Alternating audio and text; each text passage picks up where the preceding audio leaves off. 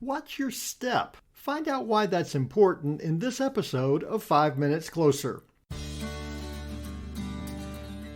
I'm Vaughn Weatherford, and this is 5 Minutes Closer. For the next 5 minutes, let's explore some biblical truths and apply them to your life. No podcast, including this one, can transform your life or give you what you really need. Only Jesus can do that. You can find out why in what I've called the first five episodes of 5 Minutes Closer.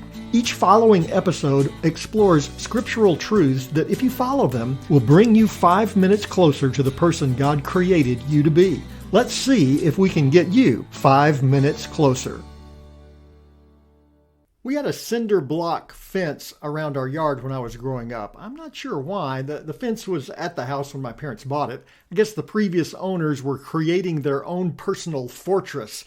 Maybe the neighbors were a little unruly, or maybe they had a mean dog. I don't know. But whatever the case, the fence was a great challenge for me and my friends to try to walk the entire circumference of the yard without falling off of the fence. It wasn't that difficult. The cinder blocks were more than a foot wide. The main thing to remember was that there was air on the left and air on the right, so it was important to step on the concrete in the middle. As the letter we call 2 John begins, John recognizes the importance for the Christian to walk in truth. Verse 4 of 2 John says, I rejoiced greatly to find some of your children walking in truth, just as we were commanded by the Father.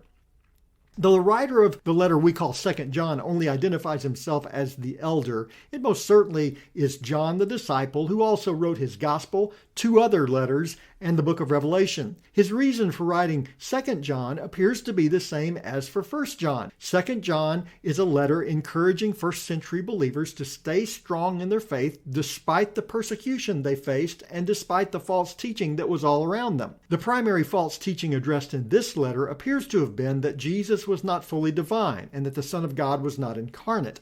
John realized the danger of that kind of teaching and warned believers to steer clear. In verse 2, John acknowledges the truth that they knew in Jesus would be with them forever, a truth he summarizes in verse 3. There the Bible says, grace, mercy, and peace will be with us from God the Father and from Jesus Christ, the Father's Son, in truth and love. Holding fast to that truth was essential for the church to survive. So it brings great joy to John to see believers who are walking in the truth.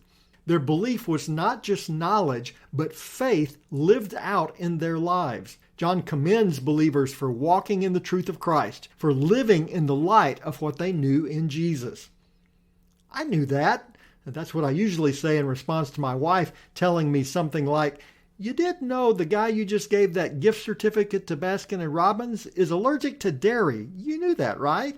To which I will reply, I knew that, which typically means that I didn't know that. Or if I did know that, I completely forgot. So whatever I did was as if I didn't know that.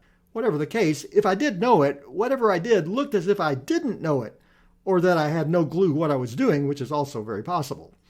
Most of the time, we want to live by what we know. As believers, that's even more significant. We know the grace, mercy, and peace of Christ. We know the truth of Jesus, and that truth lives in us. What remains is for us to live in that truth, not in arrogance, but in love. More on that as we move through the following verses in 2 John. For now, it's important to understand that it should be said of us as it was said of the New Testament believers. I rejoiced greatly to find some of your children walking in the truth, just as we were commanded by the Father. You can live the truth you know. And now, you're 5 minutes closer.